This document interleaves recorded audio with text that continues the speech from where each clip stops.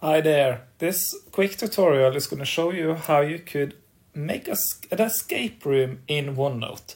And with escape room I mean that you could actually gamify whatever content, being if it's equations or history or whatnot. There is actually no limitations of what you could do when you do escape room in OneNote.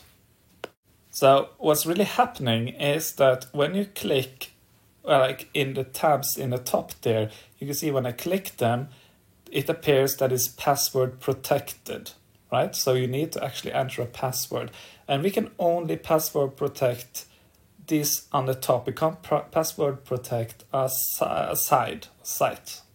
But what we can do with the sites is to create a story that takes them through the content of the pages on top. What you also can do is to make them click in a specific way or place to get a hyperlink to a different site within that same page, which I'm also going to show you. I found out that having pictures is like the essence. Without the pictures, just text, it gets really boring. So I normally use the search online picture here and just search for what I want to find. So here I'm searching for secret room because I'm going to make this task that needs more mystery in it, and there it is. I just input that specific image and start editing the text I want around it. If you want to lock that specific image, you right click on it and you use the image as a background, because then you can't move it. And when it's on background, you can actually take text up on top of it if you would like to make a mystery or hint or whatever you want to use that image specifically for. As long as it's a background, you could use that. And remember to take the text in front on the top. And then of course change the color and font so it's actually matching the image so it's possible to read, right?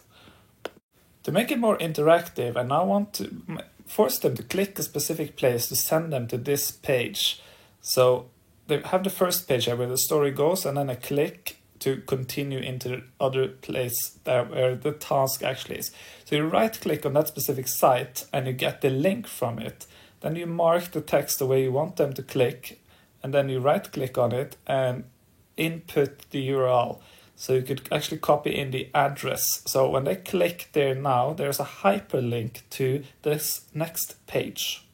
So in page 2 here, the actually task is, and this is a math magic task in my case, which is going to become a number that's going to be the password to enter the next chapter on top, like the next room. So this code or the story says they need to log in. So I'm just searching for a login image to see if I could find a suitable picture here that is free to use. There's one actually, so insert that one. And the image appears, so it gets like the feeling here. And then I create that as a background as well, just to make it stick. And this is where really the fun is, because the next room here is going to be password protected with the code. So what you do is to click the plus button, and I always call them room 1, room 2, room 3, etc. Because when you share it, sometimes the rooms get mixed up and they need to have a clear path to follow. So to password protect a chapter, you need to right click on it on the specific room you would like, and then password protect this chapter, which sends you to set the password. And this is extremely important because there is no way getting this password back. So make sure you actually type it correct, or else you would never be able to open up this one again. So write it down, double check it, and write with one finger at a time because it can't be fixed. So that is our oopsie, and then click OK. So as you can see here now, when I enter that specific room, room 1, in this case, is password protected. So they need to solve the first task to actually get into the next one. And this is where the fun is. Then, of course, the story continues and there's new tasks further on, and you just continue. Like the task gives you the hint for how to get into room 2, etc., etc. Sometimes I also create a little hint for them, like I've done in this page. So I would right click on it, get the link for that specific page, go back and click on the, for instance, click here for hint, then I would right click and I would insert the hyperlink there. So when they click it, they would actually get back to the hint if they need one. So that's the hard part when you're done creating all of them, and now you want to share this with your students.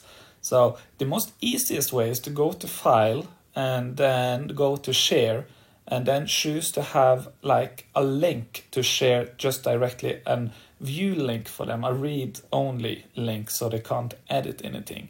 So what you would like to click here is to just create this view or read only link.